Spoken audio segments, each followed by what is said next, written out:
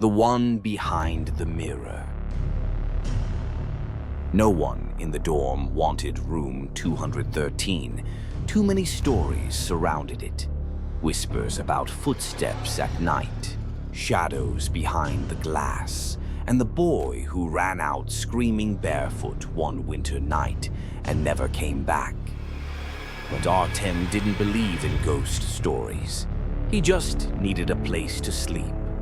When the dorm manager handed him the key with a strange, hesitant look, he only laughed. The room greeted him with silence and the smell of old dust and damp wallpaper.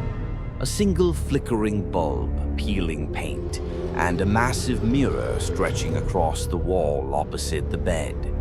Its wooden frame was dark and cracked, and the surface seemed to swallow light rather than reflect it. "Nice antique," Artem muttered, tossing his bag on the floor. The first 2 nights were uneventful. He studied, listened to music, ignored the creaks and groans of the old building. Sometimes, late at night, he thought he heard breathing, soft and close, but he told himself it was just his imagination. Until the 3rd night. He woke to a faint tapping sound, soft, rhythmic, like a fingernail against glass. He turned toward the mirror. It reflected the room, the bed, the desk, everything except him. In the reflection, the bed was empty.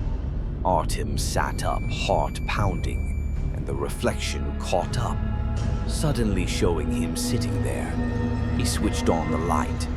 Everything looked normal, but when he leaned closer, the mirror's surface rippled, as if disturbed water. And for just a split second, something moved behind him in the reflection. Tall, thin, human-shaped, but wrong. He spun around. Nothing. Just his own shadow trembling under the weak light. The next day, he couldn't stop glancing at the mirror. Sometimes his reflection lagged behind, blinking late, smiling faintly when he didn't. Once, it even tilted its head, but he hadn't moved. That night, he threw a bedsheet over it. But around 3 a.m., he woke to a sound, the faint rustle of fabric sliding down the glass. He froze. Something was moving under the sheet. Slowly. There was a whisper, not out loud, but inside his skull.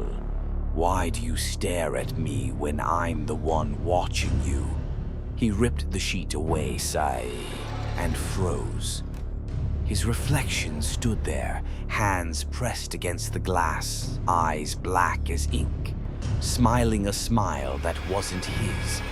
The mirror began to crack, thin lines spreading like veins. But it didn't break. From the cracks seeped dark smoke pooling on the floor, thickening until a figure began to take shape. Tall, faceless, its pale eyes glowing from within the mirror's shadow.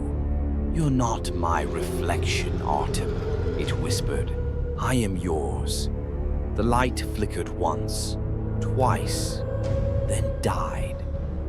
When the dorm manager entered the next morning, room 213 was empty. The mirror stood spotless, perfectly intact.